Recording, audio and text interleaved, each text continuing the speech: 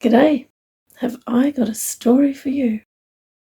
Check the disclaimer. Season 2, Episode 38. First Passenger. Daniel speaking. I am better off trying to walk rather than travelling on man Squirt's back. I do not want to be a slow burden to Squirt and man Squirt, especially if they really are trying to help me. But I also do not wish to be trapped and unable to escape if I need to. I may not be able to run, but if something happens, I could try to get away as fast as I am able, under my own little bit of strength.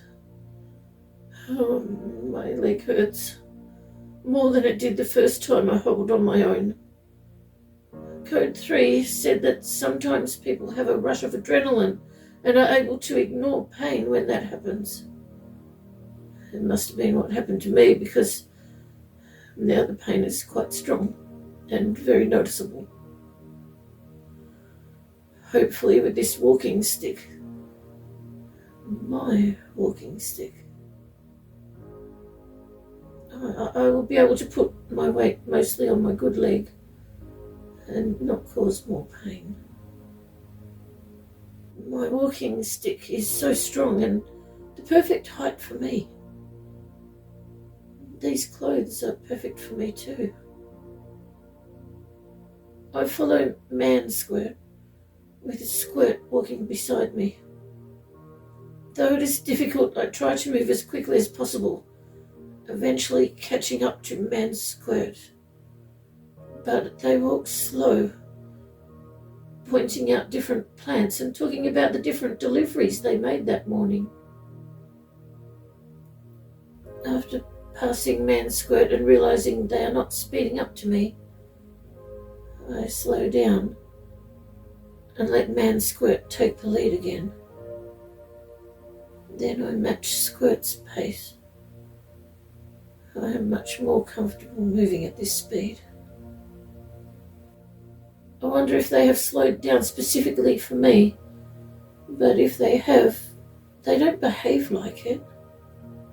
They just keep moving like this is how they always walk. I'm sure we were moving faster before, when I was on man Squirt's back. I am grateful that Squirt seems to have a skill for conversation. She just keeps talking about things, making jokes and laughing at herself, and including me somehow, even if I say nothing.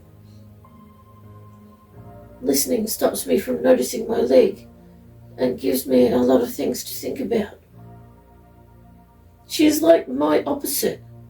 It seems like she will just talk about anything that comes to her mind, instead of keeping everything hidden inside. She seems to also always see the good in everything, instead of the bad, and she finds humour in small things. Somehow she just seems peaceful. I don't know if the bunker is real or not. I don't know if I would be free there or trapped. But I find myself wondering who I would be, who I could be, without anything to be afraid of, without anyone keeping me trapped, without anyone making choices for me. I hope that I could also be peaceful, like her. Jasper speaking. I feel my heart beating so fast in my chest as I keep sprinting through the trees. I have the map pictured in my head as I move, looking for all the landmarks on my way through.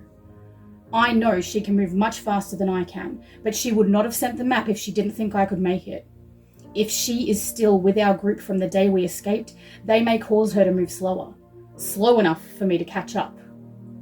Hopefully. It is an odd sensation to not really feel one's legs anymore, to feel like I'm vibrating rather than running.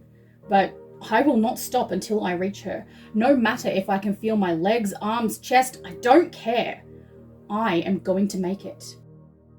It's time to listen. I hear code 3 in my thoughts. I strain to hear to what she is referring. Quiet. In the distance. It's the singing. The second last instruction on the map. I turn, running towards the sound. I feel a grin plant itself firmly on my face in spite of my heavy breathing. My heart is now skipping beats, effectively dancing in my chest as my stomach performs all manner of gymnastics and my legs fling out in all directions, propelling me forward with abandon.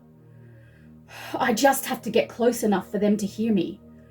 If I still have the ability to speak after huffing all the way. Here. Right here. I am close enough. They are loud now. I stop abruptly, stumbling forwards on my tingling legs and leaning on anything I can so I do not fall completely over. The words.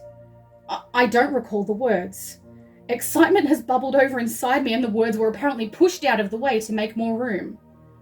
I hastily unfold the map that has been scrunched in my palm all along the way, my breathing becoming more manageable as I look to the last instruction. I yell as loud as I can in the broad daylight. What a beautiful night for a stroll in the moonlight! I listen for a response, but the singing has stopped. Did it stop before I called out? Did it stop because I called out? Ain't nothing as relaxing as a walk under the stars. It's her! I spin around so fast and see everyone. They are all here. All still together. She looks exactly as I remember. Her big lopsided smile that peeks up her right cheek, her big green eyes that sparkle with amusement, and her melodic laugh that fills my heart with sunshine. Calissa. Calissa speaking. Got yourself in quite a mess there, I say with a smirk. I knew he would find us. The angel said he would.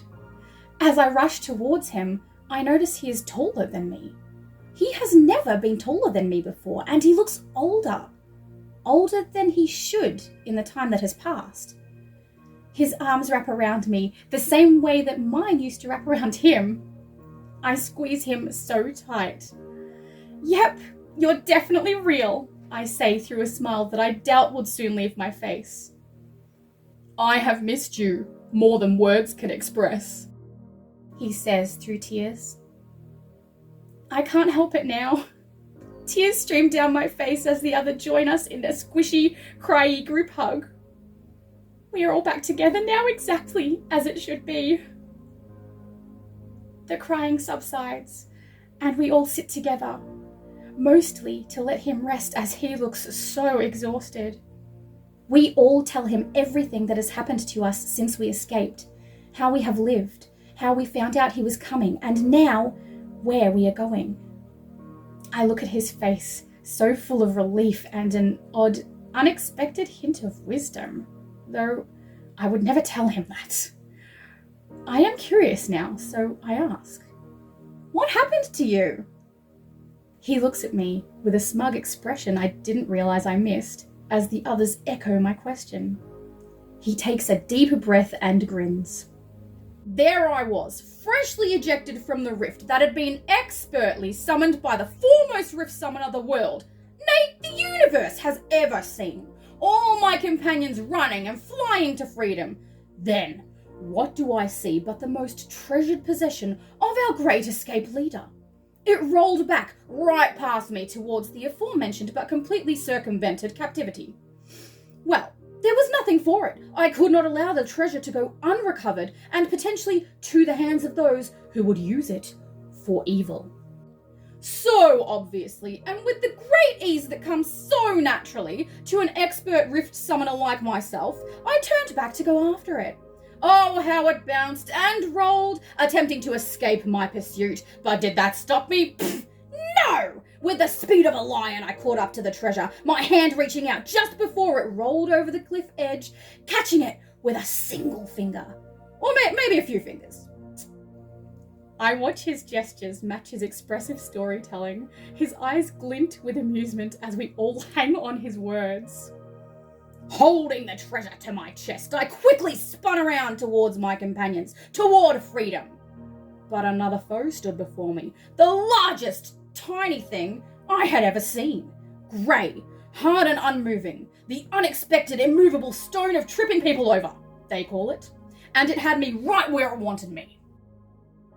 His smile widens as we all laugh. His stories are always the best. Oh, I tried to avoid it. In that split second I tried to stare it down. But with a long title like that, I knew this stone meant business. Suddenly, power radiated through me like wondrous, wibbly-wobbly electric zigzaggy type stuff that burst from my chest in an explosion of light. My unrestrained power tearing at the very fabric of existence, giving me the way of my escape. Some may say that rift was unintentional, a mistake. I say it was an accident. But where did I find myself? Where did the rift lead me? Right here. He points to the map, the location where we last saw him. He fell through a rift and ended up exactly where he fell in? All around me, buildings, white and tall, lights everywhere, not a single person to be seen. I was right where I had fallen, but it was no longer then. It was many, many tomorrows later. His eyes tear up again. I've tried so long to find you all, but I could only ever change location, not time, until over 2 years later. I heard her. The angel? He nods. The angel.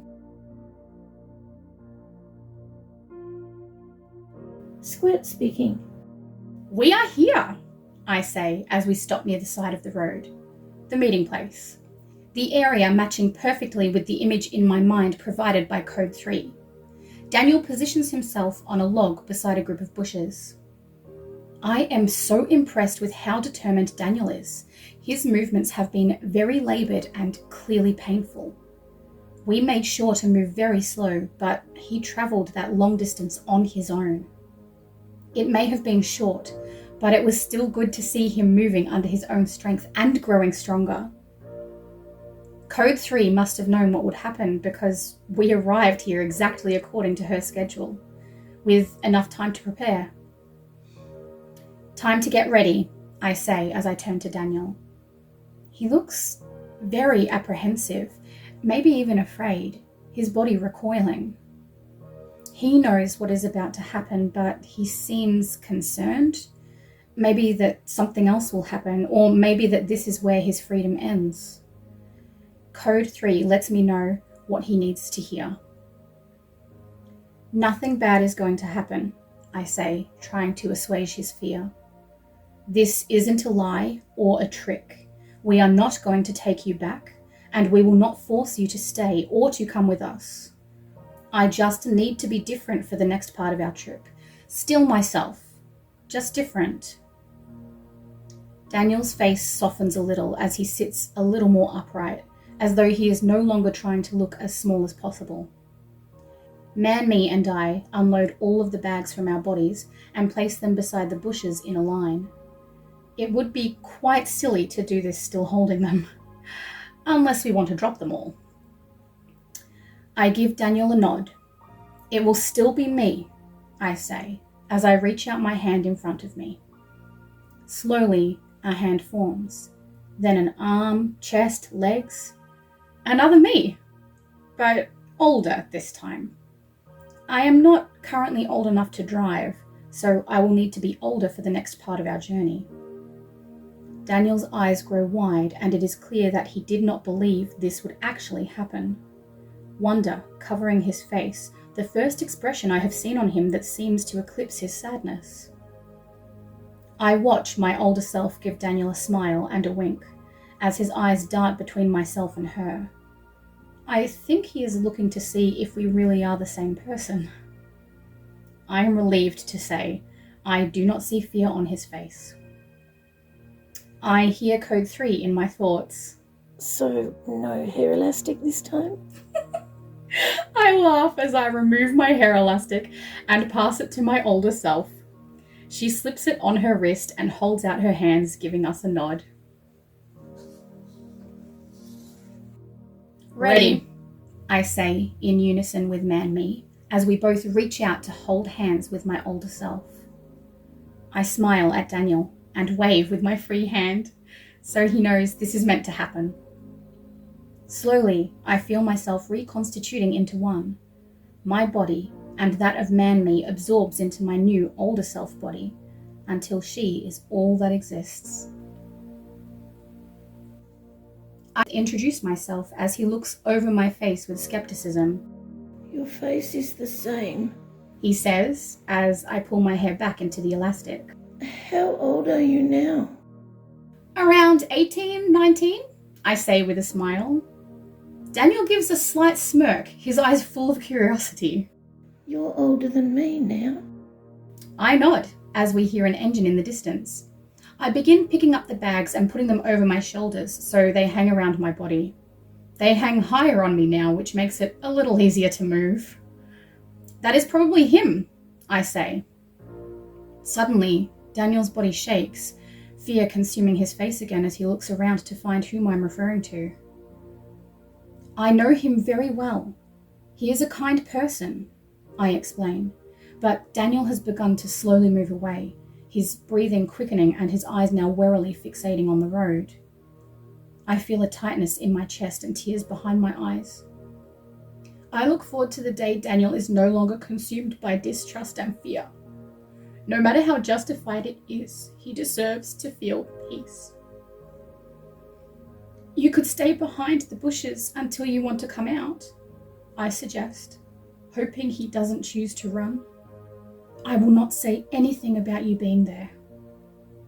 He pauses, hesitating, his eyes darting between the road and the bushes, his knuckles turning white on his walking stick.